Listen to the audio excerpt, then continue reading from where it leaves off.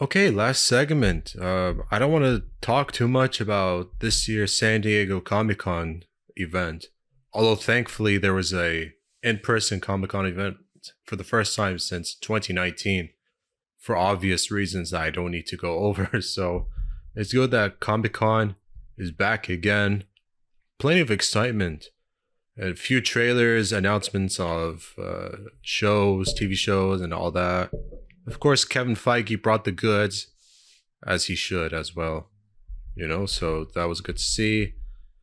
One of the first trailers, I think, for Amazon Prime show is like a Lord of the Rings prequel known as Lord of the Rings, or the Rings of Power. And you know what? It really impressed well. It looked really good. Like, I don't know. It's coming September 2, so not a long wait, but while it is a prequel, there's a lot to like. However, I'm not sure, or maybe it can rival another prequel, Game of Thrones, House of Dragons prequel, I think for August. So that'll be. It's an interesting timing for both fantasy novel, uh, mega popular IPs that are coming in. Like I think one in August, another September between each other. But yeah, anyway, Warner Bros. Brought the goods. The Rock showed up in his Black Adam costume promoting the movie. I think there might have been another trailer, but I don't think so. But still, I mean, The Rock, how he is, Dwayne The Rock Johnson, bringing the flair, the excitement. It's what he is. It's what he's good at. Of course, something about a Dungeons and Dragons coming to Netflix, sort of stuff. A lot happened, but I really can't cover them all. But there was a trailer from DC regarding Shazam: Fury of the Gods. There was a second trailer. Looks, it still brought that fun with it, so that was good to see it once more. I like the trailer, although Nas talked about it as Wakanda Forever, which I'll get to. But yeah, once more of Helen Mirren, Lucy Liu appearing in the film. Of course, the other characters. The kids also having the godly powers coming back. Jimon Thompson, Bonsu, I think, yeah. Jimon Bonsu, of course, but there. I'm looking forward to it because I really liked Shazam last time I saw it in 2019 in theaters. I really liked that movie. It was very good. So I'm optimistic this one will be just as good. But let's see, yeah, what was supposed to be like Rick Grimes with the Walking Dead movie turned into a limited series, 6 episode on AMC sort of thing. Now, of course, the goods. That's Kevin Feige really laying the foundation, the work, the groundwork of Phase 4 through Phase 6. A lot of announcements for Phase 5 and 6, like Blade, Ant-Man, Quantumania, Thunderbolts. Man, what am I missing? Like, so much happened. Even more TV announcements, even Daredevil Born Again announcement. Now, it sounds like a reboot, but not a fourth season. However, since it is coming spring 2024, it is getting 18 episodes. A huge jump from like what was it, like 9 or 10 episodes, first 3 seasons on Netflix. So this is crazy, And yeah, like, of course, Fantastic Four, thankfully not an origin story. But it is going to be a Phase 6 film. Thunderbolts, like I mentioned before. I Am Groot's special trailer for Disney Plus. Wow. Oh, man. Wakanda, Black Panther, Wakanda Forever trailer. Wow. That was something. The song, the raw emotions. Man, that was... I don't know if I'll be ready to see it when you think of everything that's happened, I would have liked it if... Man, this is a sensitive subject because I know this hurts. I mean, like, there were so many stories to tell with a T'Challa character, but I get it. I get the impact, that Chadwick Boseman brought in the screen with his portrayal as Black Panther T'Challa. It's a sensitive subject. Even his brother would have liked it. or even said, Chadwick would have liked for his T'Challa character to be recasted, but a conversation between Ryan Coogler and Kevin Feige lasted just minutes. Moving on, but I mean, the trailer did show a new Black Panther in the final frame, so either it could be someone we know or a new character as Black Panther. But it's a sensitive subject, like when you talk about how do you move forward, you just have to tread carefully. I tried to tread carefully, but it's a sensitive one. But still, like, Wakanda Forever film is the last Phase 4 movie.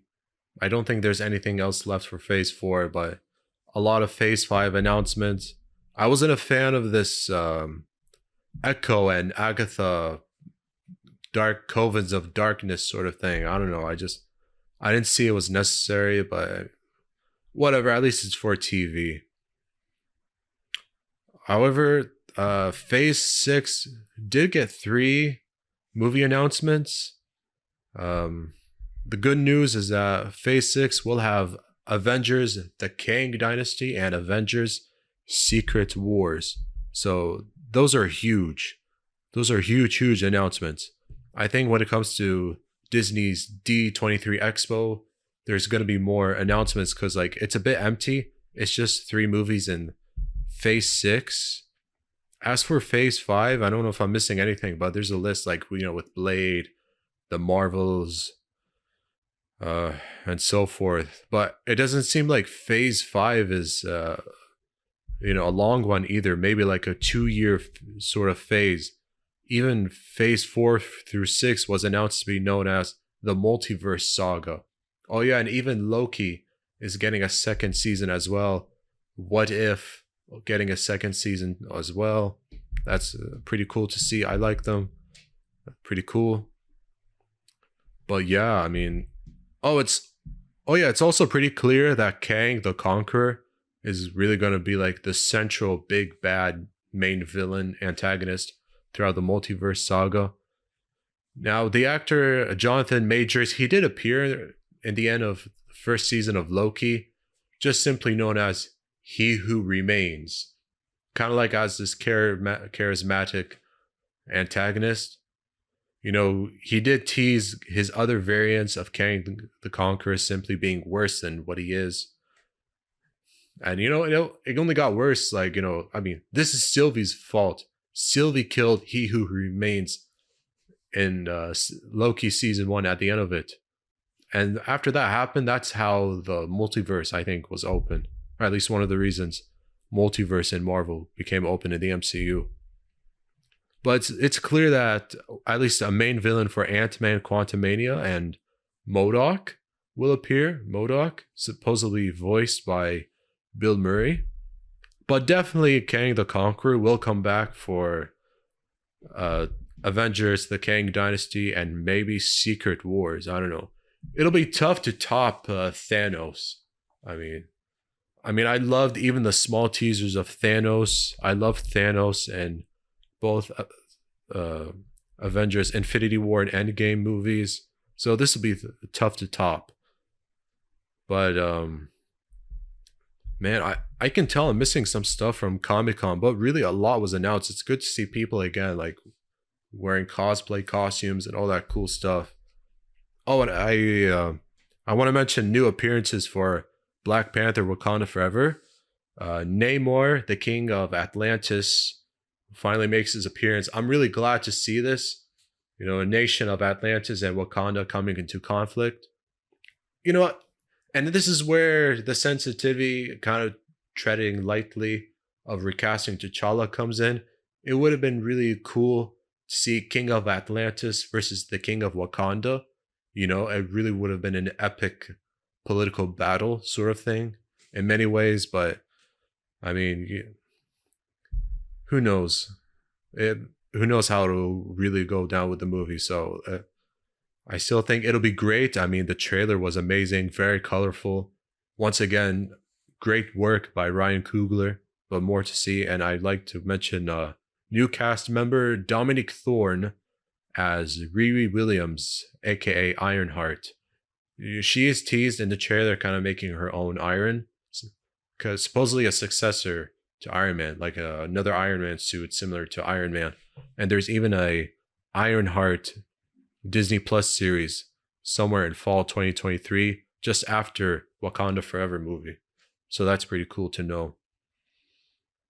Yeah, and of course, it's not exactly surprising Ryan Coogler saying it was the most difficult movie he's ever had to make, considering the loss of Chadwick Boseman. And so describing the entire film as a tribute to him.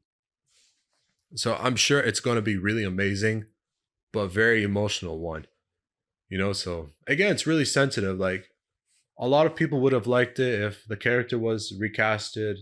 Maybe some may feel otherwise. This is where a lot of people are divided. It's again like it's a really hard, sensitive topic.